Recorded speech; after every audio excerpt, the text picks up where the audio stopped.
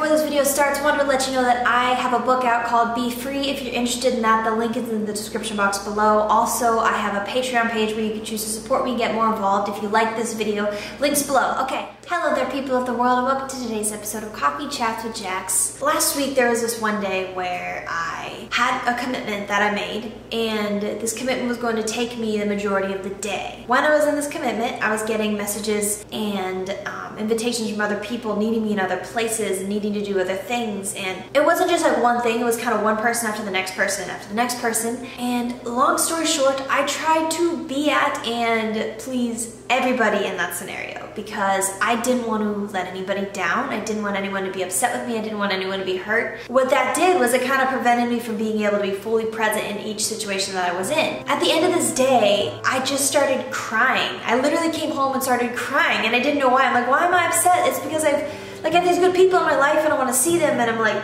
stressed out. One, I need to learn how to say no, but two, it's because I am really scared of losing people, and I'm really scared of running out of time. Those two things have had a big role in a lot of phases of my life, and those two things have had a big role in some decision making that I've been doing, and morally the fear of losing people. I'm scared of people leaving. I get scared that if I don't show up at every single event, if I'm not the perfect friend ever, if I'm not able to be there at the drop of a hat for everyone no matter what, then people are gonna leave. And kind of ties into this other fear of mine that I have about being too much.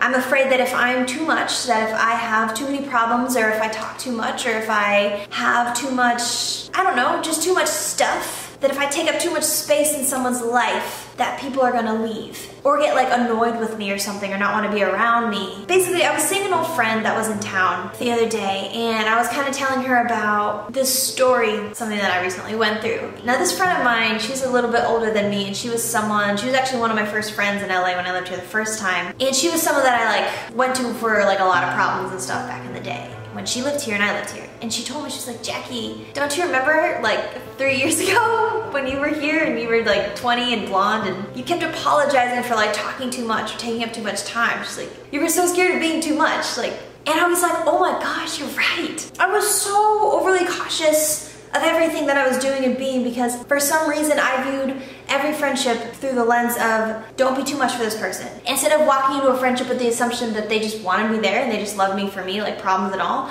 I walked into a friendship thinking that they're gonna love me in this way. I need to fit this mold for this person or they're gonna leave. All those fears were realized recently, and the whole being too much and the whole losing people, I had to face those fears head on. I didn't have a choice, and I was having a really hard time and hit a really low bottom, a rock bottom. Basically, it felt like my biggest fear in the world was realized, of being too much. The cool thing that happened is that that put me in a really rock bottom, that put me in a terrible mental state. But the thing is, you guys, I got back up. I survived it, and it's hard to explain, but thinking back on that now, oh my gosh, that's incredible. In Jackie's world, in Jackie's mind, this might have not mattered to someone else. My story, my situation could be cake, nothing to someone. They could just see that and be like, oh, okay, whatever, let's move on now. But for me, it was probably the worst thing that could have happened to me, because it exposed all of my fears, all of my insecurities. It put everything out on the table, and it put me in a terribly low place. And I was reading back on my journal because I was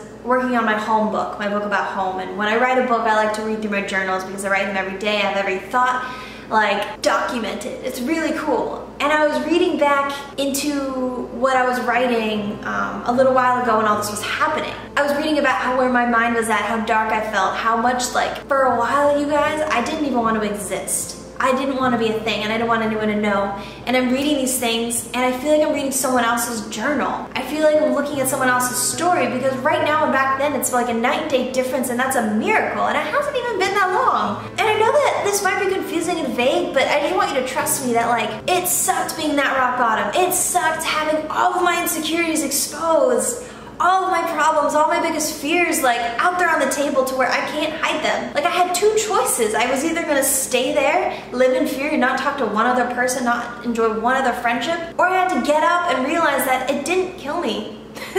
I'm still okay. It's almost like Jesus wanted to expose those fears, expose what was actually going on in my heart. Like all he did was lift up a curtain and show me, oh, that stuff's there. And then maybe if I were to deal with that and look at that instead of avoiding it, then I can like see what's next in my life. Like what if I could live without being afraid of what people think of me? What kind of life would I live if I wasn't afraid of being too much? If I wasn't afraid that people didn't like me? How would I live if I was not scared of people leaving? Like, I just wonder what that would be like, and now I feel like I'm on my way of finding out, because now I'm not pretending to already be living that way. We can only get better when we come to terms with what's wrong with us. And I'm sorry, but we all have something wrong with us. Whether you want to admit it or not, everyone has something. When we're put into situations where the veil gets lifted up and what's underneath is like exposed, and the insecurities and fears and stuff are exposed, it's uncomfortable. Tell me about it. Like, I was a total zombie. You guys, I don't want to talk to anyone, I don't want to see anyone. I cried all the time. Ask Eva.